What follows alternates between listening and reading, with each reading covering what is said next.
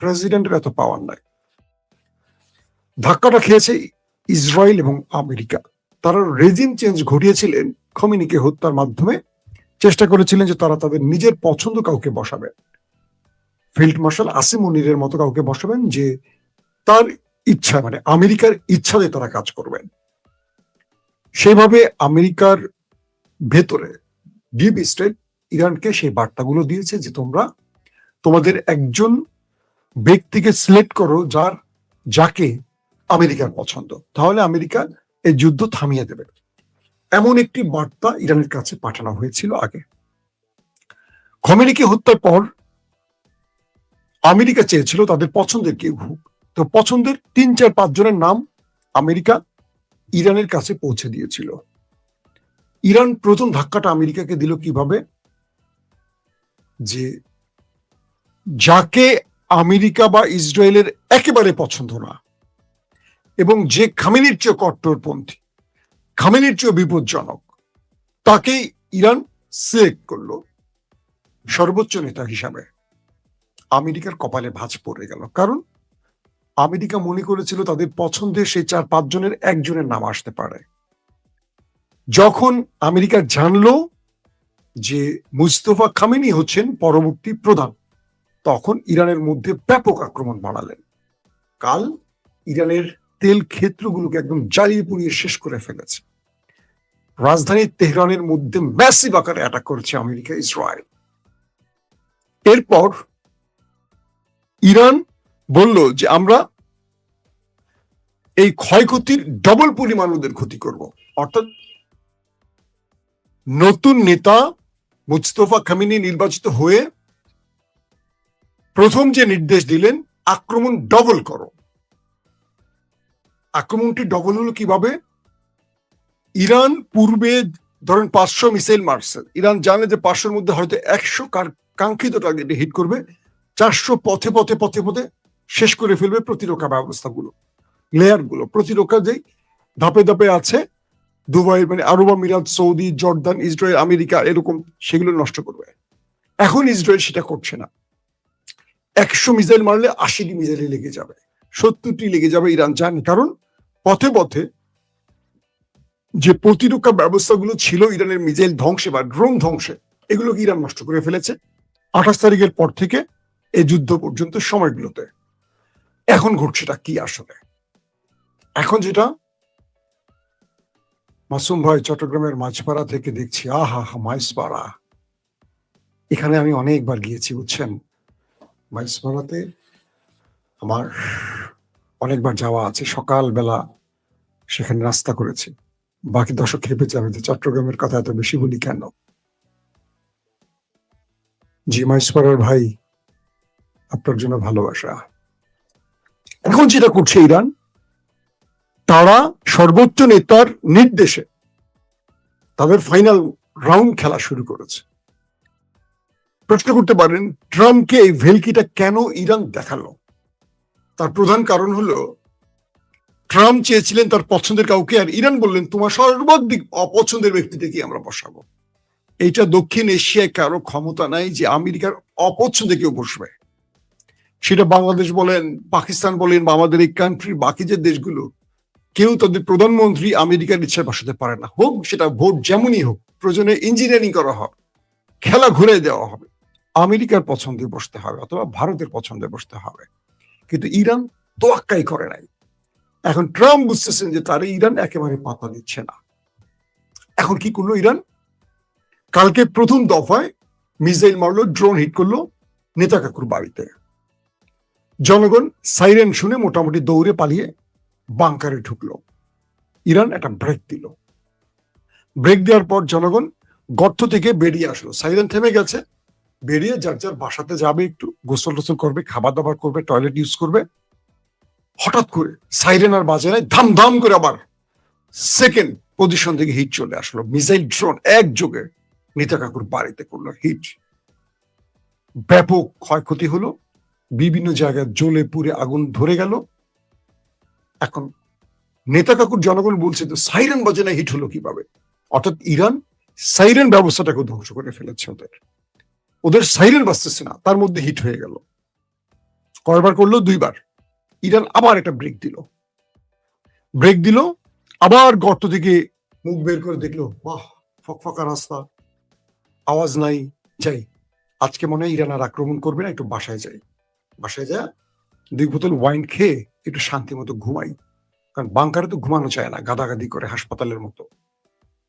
Iran কিছুক্ষণ পর আবার সিরিজ ড্রোন মিসাইল মারা শুরু করলো।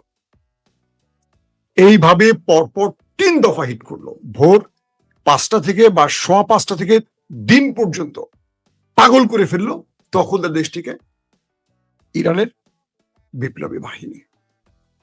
ওরা বুঝলো যে ওদের সাথে এখন মাইন্ড গেম খেলছে ইরান, কারণ ইরানের ভেতরে যে আক্রমণগুলো হলো, ইরানের যে বড় বড় স্ট্রাকচার ধ্বংস করে ফেললো, তেল শোধনাগার বা তেলের স্টোরেজ যে ধ্বংস করলো, এটা এবার ইরান প্রতিশোধ নেবে কিভাবে। মুস্তফা খামেনির কাছে নির্দেশনা চাইল আইআরজিসি। মুস্তফা খামেনি বললেন, ওরা আমাদের যা ক্ষতি করবে ওদের তাই আমরা এখন আক্রমণ করব, ইসলাম সিদ্ধ, কারণ ইসলাম এটাই বলছে, রক্তের বদলা রক্ত। আইআরজিসির কাছে বিশেষ নির্দেশনা পৌঁছে গেল মুস্তফা খামেনির পক্ষ থেকে। লাস্ট আক্রমণটা আমেরিকা কোত্থেকে করলো? বাহরাইন থেকে, দুবাই থেকে। বলা হলো কাতার, কুয়েতের নামটিও আছে মধ্যে। এরপর ইরান একটা শক্তিশালী ড্রোন এবং মিসাইলের মাধ্যমে বাহরাইনের সবচেয়ে বড় তেল শোধনাগার ব্যাপকো, এটি হলো বাহরাইনের সবচেয়ে বড় তেলের প্রতিষ্ঠান, ড্রোন মেরে এটাকে পুরোটাই ছারখার করে দিল। আগুন জ্বলতে দেখা গেল, পুরো আকাশ কালো হয়ে গেল। যেভাবে ইরানের আকাশ কালো করেছে, যেভাবে ইরানের আকাশে এখন বৃষ্টি হলে সেই বৃষ্টিতে কালো তেল, মানে পোড়া তেল যেটা আকাশে বাষ্প হয়ে মেঘে মিশে গেছে, সেটা এখন ইরানের জনগণের গায়ে পড়ছে। কি পরিমাণ তেল পুড়ছে চিন্তা করেন। তেলের জন্য মানুষ লড়াই করছে, আর যুদ্ধের নাম করে এই তেল ধ্বংস করছে। এই তেলের সংকট কিন্তু আগামীতে হবে। আমরা জানি ইমাম মাহাদি আগমনের আগে পরে পুরো পৃথিবী চলে যাবে আগের আদলে, অর্থাৎ প্রযুক্তি বলে কিছু থাকবে না, সেই আমরা আগের যুগে চলে যাব, কিচ্ছু থাকবে না, মোবাইল, ইন্টারনেট কিছু থাকবে না, আবার ঢাল তলোয়ার চলে আসবে, কোনো প্রযুক্তি, নিউক্লিয়ার কিছু থাকবে না, এরকমটি আমরা শুনেছি আমাদের স্কলারদের কাছে। তো দেখেন, ইরানের তেল ক্ষেত্রগুলো জ্বালিয়ে দিচ্ছে। ইরান পাল্টা বাহরাইনে মারলো সবচেয়ে বড় তেল ক্ষেত্র ব্যাপকোতে। এটা বাহরাইনের সবচেয়ে বড় তেল ক্ষেত্র। তাদের কর্তৃপক্ষ বলল, আমরা আর তেল উৎপাদন করছি না। যারা এখান থেকে তেল নিচ্ছে নিয়মিত, তারা কপালে হাত দিয়ে বসে গেল, যেহেতু তাদের সাথে পূর্বে চুক্তি করা ছিল যে কোনো অনাকাঙ্ক্ষিত ঘটনায় তেল উৎপাদন বন্ধ থাকলে বাহরাইন কর্তৃপক্ষ তাদের জরিমানা দেবে না। সেই চুক্তিতে বাহরাইন আপাতত টিকে গেল, কিন্তু পশ্চিমা দুনিয়া, ইউরোপ দুনিয়া আটকে গেল তেল সংকটে। অর্থাৎ ইরানে যখন তেলে হিট করলো, ইরান তাদের তেলে হিট করছে, ইরানের গুরুত্বপূর্ণ স্থান হিট করছে, ইরান তাদের গুরুত্বপূর্ণ স্থান হিট করছে। অর্থাৎ ইরান বলে দিচ্ছে যে তুমি কি চাও, তুমি চাওটা কি, তুমি আমার যেখানে হিট করবো আমি তোমার সেখানেই করবো, শুধু একটা জায়গায় পার্থক্য, তুমি আমার শিশু নারীদের মারবা, আমি এটা করবো না, কারণ আমার ইসলাম এটা অনুমতি দেয় না। এরপর আরব আমিরাতে হিট হলো, সৌদি আরবে হিট হলো, কাতার, কুয়েতেও হিট করলো ইরান। বলা হলো আরবের একটি মার্কিন ঘাঁটিকে লক্ষ্য করা হলো, কাতার কুয়েতের মার্কিন ঘাঁটিকে লক্ষ্য করা হলো, দুবাইয়েরও মার্কিন ঘাঁটি লক্ষ্য করা হলো। এখন আরবের গালফ কান্ট্রিগুলো বলছে যে যুদ্ধে আমরা নাই, কিন্তু মার খাচ্ছি আমরা কেন, আমেরিকা আমাদের মারটা খাওয়াচ্ছে। এখন আমেরিকাকে তারা কিছু বলতেও পারছে না, কারণ আমেরিকার কাছে তো মাথাটা বিক্রি করে ফেলেছে। মাথা বিক্রি করা জাতির বিপদ কি বুঝতে পারছেন? এখন ইরান যে কৌশলে খেলছে, তাদেরকে একযোগে 50-60টা মিসাইল মারে, চুপ করে বসে থাকে, কিছুক্ষণ আবার 50-60টা মারে, আবার চুপ করে, ব্রেক দিয়ে দিয়ে ওদেরকে তাড়িয়ে তাড়িয়ে মারে। অর্থাৎ ওদের জনগণ বাংকারে ঢুকে বের হয়, আবার বাংকারে ঢুকে, তারপরে মাঝখানে মিসাইলের নিচে পড়ে যায়। পাশাপাশি হিজবুল্লাহর অ্যাটাকেও অনেক প্রাণহানির ঘটনা ঘটে গেছে। আজকেও দেখলাম এবার আন্তর্জাতিক গণমাধ্যম বলতে শুরু করেছে ইসরায়েলের ভেতরে নতুন আইন তৈরি হয়ে গেছে, কেউ ভিতরের খবর যেন বাইরে প্রকাশ না করে, করলেই জেল, 5 বছর 7 বছর জেল হয়ে যাবে। তার মানে ইরান নেতা কাকুর বাড়িকে লন্ড ভন্ড করে ফেলেছে। শুধু ইরান ধ্বংস হচ্ছে না, ওদেরও ধ্বংস করে ফেলছে। মার চলছে এখন সমান তালে। দর্শক, ইতিমধ্যে আরেকটি খবর পাওয়া গেছে, আরেকটি মিসাইল তুর্কি আকাশে ঢুকে পড়েছে এবং সেটিকে নেটো ধ্বংস করে দিয়েছে। এরপর তুর্কির অফিসিয়ালরা ইরানের অফিসিয়ালদের সাথে যোগাযোগ শুরু করেছে। এখন পর্যন্ত ইরানের বিবৃতি পাওয়া যায়নি। প্রশ্ন হলো, এটা কি ইরান মেরেছে নাকি ওই মোসাদ বাহিনী পাঠিয়ে এই যুদ্ধে তুরস্ককে জড়াতে চাইছে? তুরস্কের পক্ষ থেকে আবারও ইরানকে বলা হয়েছে সবভাবে তোমরা আমাদের সাথে অ্যাডভেঞ্চারে যেও না, কারণ আমরা তোমাদের এই যুদ্ধে আমাদের ভূমিতে থাকা মার্কিন ঘাঁটিকে ইরানের বিরুদ্ধে ব্যবহার হতে দেয়নি। সো তোমরাও সহনশীল থাকো। ইরানের পক্ষ থেকে তুর্কিকে জানানো হয়েছে যে তারা তুরস্কে কোনো আক্রমণ করেনি, এটা পূর্বেও জানিয়েছে। আবার রিসেন্ট যে হামলাটা হলো আজকে কিছুক্ষণ আগের, এটার ইরানের বক্তব্য এখনো আসেনি।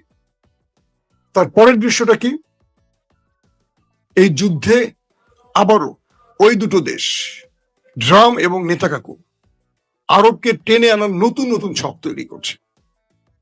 এই ছকগুলো আরবরা বুঝতে পেরে তারা আপাতত ব্রেক দিছে। এখন কি করবে? আরবরা কিন্তু ইরানের আক্রমণের শিকার হচ্ছে, কিন্তু আরবরা আমেরিকা ইসরায়েলকে বলতে পারছে না যে তুমি আমাদের দেশ থেকে চলে যাও, অথবা আমার দেশের ভূমি ব্যবহার করে আক্রমণ করে আমার দেশটাকে ধ্বংস করো না। আরবরা এখন মুখ বন্ধ করে বসে আছে, কারণ তাদের ওস্তাদরা, তাদের প্রকৃত মালিকরা, পশ্চিমারা, আমেরিকা, ইসরায়েল, তাদের মুখের উপর কথা বলার তো শক্তি তাদের নেই। ইতিমধ্যে চীন তাদের প্রতিনিধিকে পাঠিয়েছে। চীনের যে দক্ষিণ এশিয়া বিষয়ক বিশেষ দূত, তাকে সৌদি আরব পাঠানো হয়েছে এবং চীন চাইছে মধ্যপ্রাচ্যের হয়ে ইরানের সাথে দুতিয়ালি করতে। এই দুতিয়ালির ভাষা কি হতে পারে, এটা নিয়ে কিছু বক্তব্য পাওয়া গেছে। চীন আপাতত সৌদি আরবকে বোঝাতে চাইছে যে তোমরা আমেরিকাকে তোমাদের গালফ কান্ট্রি থেকে বের করে দাও। তোমরা যদি বের করে দাও, আমেরিকার ঘাঁটি তুলে দাও, তাহলে ইরানকে আমরা রাজি করাবো। প্রয়োজনে তুমি আমাকে, রাশিয়াকে টেনে আনো তোমার ঘাঁটিতে, আমরা পাহারা দেব। অথবা তোমাদেরকে আমরা সামরিক সাপোর্ট দেব, তোমাদের ঘাঁটিতে তোমাদের সেনাবাহিনী থাকবে, প্রযুক্তি আমরা দেব, নিরাপত্তা আমরা দেব, স্যাটেলাইট তথ্য আমরা দিব, মিসাইল ড্রোন যা লাগে আমরা দিব, বাট তোমরা আমেরিকাকে বের করে দাও। হয়তো এরকম কোনো পলিসি নিয়েই চীনের দক্ষিণ এশিয়া বিষয়ক দূত এখন সৌদি আরবে আছেন। এই পর্যায়ে ওয়ার্ল্ড অর্ডারে বড় পরিবর্তনের ইঙ্গিত পাওয়া যাচ্ছে। ট্রাম্প সাহেব একটার পর একটা বেকায়দায় পড়ছে। এখন ট্রাম্প এই যুদ্ধ থেকে একটা কিছু বিজয় নিয়ে ফিরতে চাইছেন, কিন্তু পারছেন না, কারণ তার সামনে আসলে বিজয়ের কোনো কিছু নাই। ইরান যেভাবে খেলছে, ব্যাটিং করছে, টি-20 না, এটাকে কি বলবো, 10-20। আমেরিকা যদি টি-20 ফরম্যাটে